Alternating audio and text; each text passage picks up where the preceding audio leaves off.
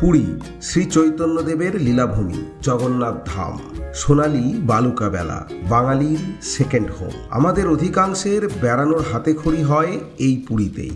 বহু প্রাচীন এ শহর বহু যুগ পেরিয়ে আজও নবীন, আজও প্রাণবন্ত। অল্পতে স্বাদ মেটে না, তাই বারবার ফিরে আসা সোনালী বালির এই সমুদ্র তটে। Good morning. আজ 28 ডিসেম্বর 2024, আর এখন ঘড়িতে সময় সকাল 5টা। আপনাদেরকে স্বাগত জানাচ্ছি হাওড়া স্টেশন থেকে। এখান থেকে 6:10 বন্দে ভারত এক্সপ্রেস আমাদের নিয়ে রওনা দেবে পুরীর উদ্দেশ্যে। তাই এই পর্বে আপনাদেরকে ঘুরে দেখাবো আপনার চেনা পুরীকেই নতুন রূপে, নতুনভাবে। তবে আজ কিন্তু আমরা পুরী যাব না, আজ আমরা নেমে পড়বো বালেশ্বরে। একটা দিন কাটাবো সেখানে। অ্যাকচুয়ালি আমাদের পরিকল্পনায় রয়েছে এক যাত্রায় বালেশ্বর থেকে পুরী। এই সম্পূর্ণ ভিডিওটি কয়েকটি পর্বে আসবে আপনাদেরই চ্যানেলে। প্রতিটি পর্বে আপনাদেরকে ঠিক আগের মতো সঙ্গে পাবো, এই আশা রেখে আমরা আমাদের যাত্রা শুরু করছি।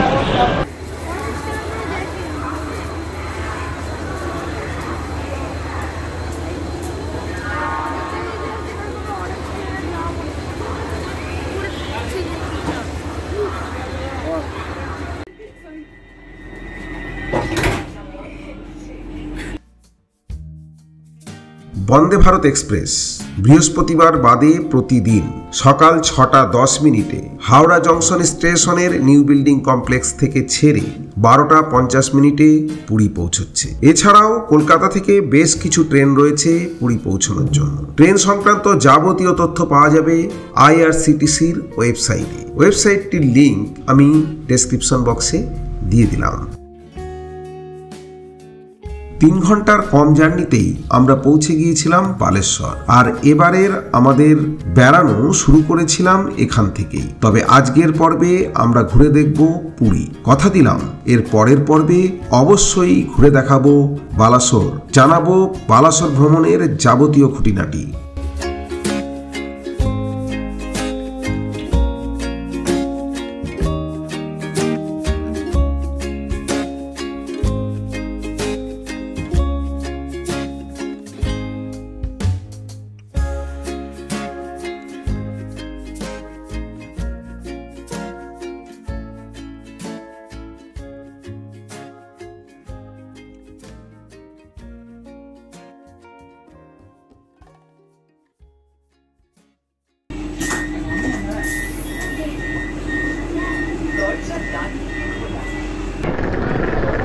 নির্ধারিত সময় থেকে 10 মিনিট লেটে আমরা অবশেষে পুরী এসে পৌঁছালাম।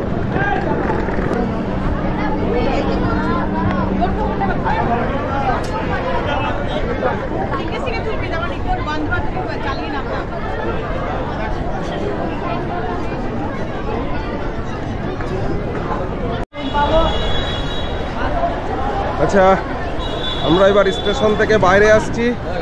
না, গাড়ি লাগবে না, গাড়ি লাগবে না। এই প্রিপেড ট্যাক্সি কাউন্টার আছে সামনেই, ওখান থেকে গাড়ি নিলাম। বার্গেনিং করার দরকার নেই, সোজা আমি দেখাচ্ছি। দেখুন,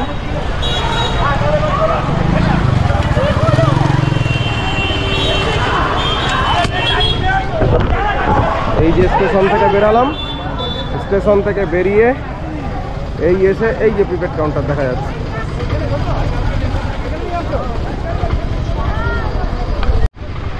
এই যে হচ্ছে ট্যাক্সি প্রিপেড কাউন্টার।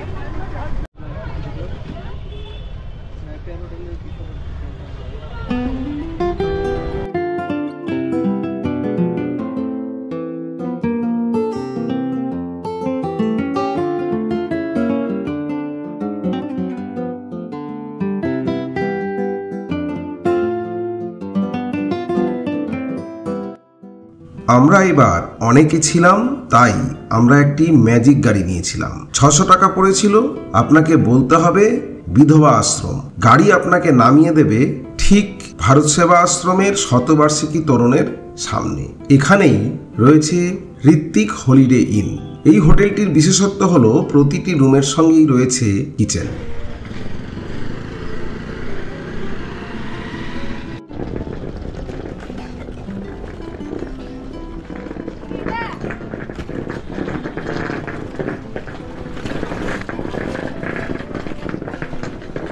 হোটেল থেকে সমুদ্রের দূরত্ব পায়ে হেঁটে 6 থেকে 7 মিনিট। পরিষ্কার পরিচ্ছন্ন এই হোটেলটিতে আমরা দুটো সমস্যা ফিল করেছি। এক, হোটেলটিতে লিফট নেই। 2, এদের চেক আউট টাইম সকাল 6টা। তাছাড়া বেশ ভালোই এই হোটেলটির আমাদের প্রতিটি রুমের জন্য দিতে হয়েছিল 1400 করে। যেহেতু আমরা একদম সিজন টাইমে এসেছি, এই অঞ্চলের হোটেলের ভাড়া অফ সিজনে অনেকটাই ওঠানামা করে, তাই এদের হোটেল বুক করতে হলে অবশ্যই ফোন করে ভাড়া জেনে নিন।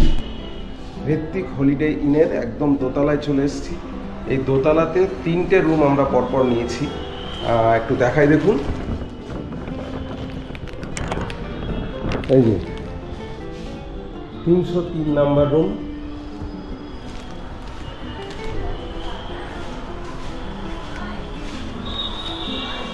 304 আর 305। হোটেলটির কন্ট্যাক্ট নাম্বার আমি ডেসক্রিপশন বক্সে দিয়ে দিলাম। ঘরের ভেতরে ঢুকেই একটি বেশ বড় সাইজের বেড রয়েছে।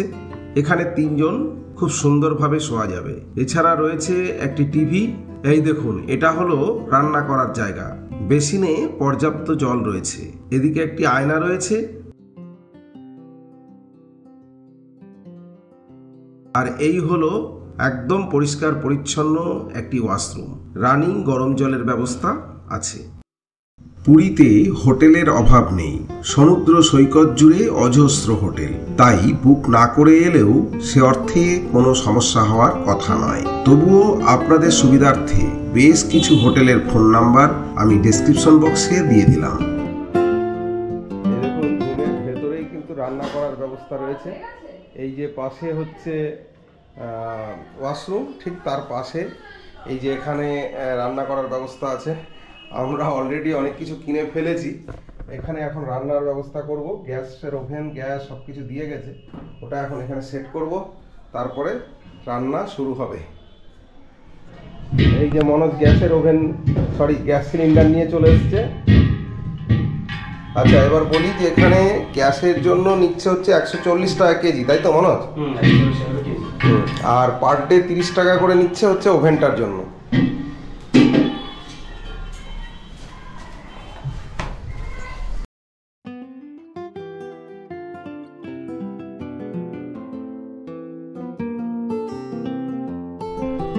এই রান্না শুরু হয়ে গেছে। আজকে কিন্তু আমরা খাচ্ছি সিদ্ধ ভাত এক প্রকার। এইদিকে এটা বোধহয় ডাল আর ভাত হচ্ছে, ব্যাস।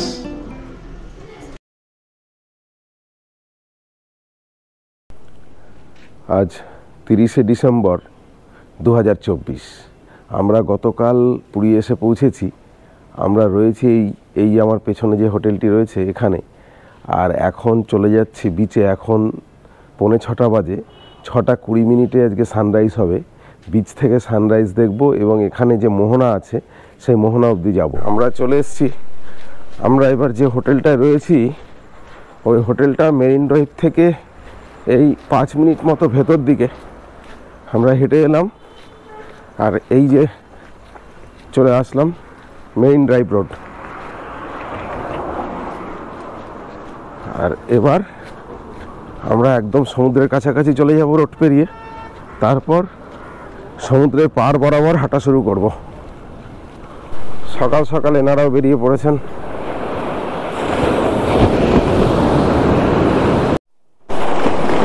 পুরীর আসল সৌন্দর্য কিন্তু লুকিয়ে রয়েছে এই সকালবেলাটা। সূর্যোদয়ের সময় গুটি গুটি পায়ে চলে আসুন সমুদ্রের পাড়ে। দেখুন বঙ্গোপসাগরে এক সুন্দর সূর্যোদয়।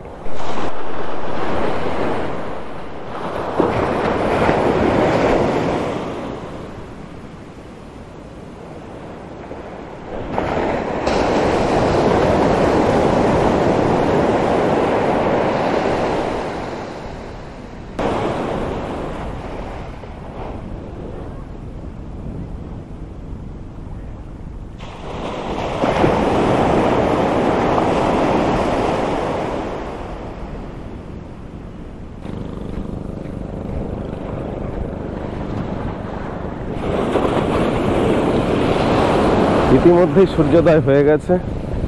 আমরাও মোহনার কাছাকাছি চলে এসেছি। আর একটুখানি রাস্তা, তারপরেই মোহনা। একদম নদী এবং সমুদ্রের সঙ্গমস্থলে দাঁড়িয়ে রয়েছি। আমার পেছনে ধৌদিয়া নদী আর এসে মিশছে সমুদ্রে।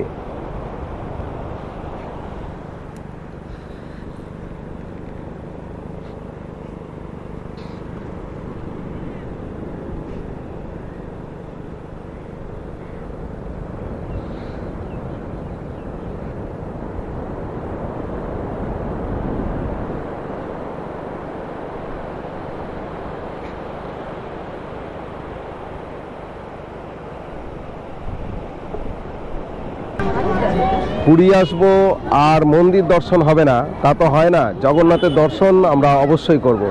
আর এখন ঘড়িতে বাজে 6:30।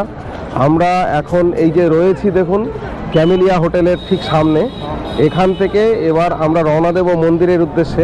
একটা টোটো নিয়ে নেব, হেঁটে যাওয়ার কোনো ইচ্ছা নেই, কারণ আমার সঙ্গে সবাই আছে, সবাই মিলে এতটা রাস্তা হেঁটে যাওয়া সম্ভব না। আমরা একটা টোটো নেব, টোটো নিয়ে এগিয়ে যাব জগন্নাথ মন্দিরের দিকে। যেতে যেতে বলি, যারা সাইট ট্যুর করতে চান তারা যোগাযোগ করতে পারেন হোটেল কর্তৃপক্ষের সঙ্গে। এছাড়াও এখানে বহু এজেন্সি রয়েছে যারা এই ধরনের ট্যুর করিয়ে থাকেন। তাছাড়া করতে পারেন উড়িষ্যা গভর্নমেন্টের ট্যুরিজম ডিপার্টমেন্ট অর্থাৎ ওটিডিসির সঙ্গে। অফিসে গিয়ে অফলাইনে বুক করতে পারেন ট্যুর। এছাড়া অনলাইনেও বুক করা যায়। ওয়েবসাইটটির লিঙ্ক আমি ডেসক্রিপশন বক্সে দিয়ে দিলাম। টোটো আমাদেরকে যেখানে নামিয়ে দিল সেখান থেকে এই 5-6 মিনিট হেঁটে আমরা পৌঁছে গেলাম একদম মন্দিরের সামনে। আমরা পশ্চিম গেট দিয়ে ঢুকবো। আমরা যেখানে দাঁড়িয়ে আছি এখান থেকে খুব সুন্দর মন্দিরের চূড়া দেখা যাচ্ছে, দেখুন একবার।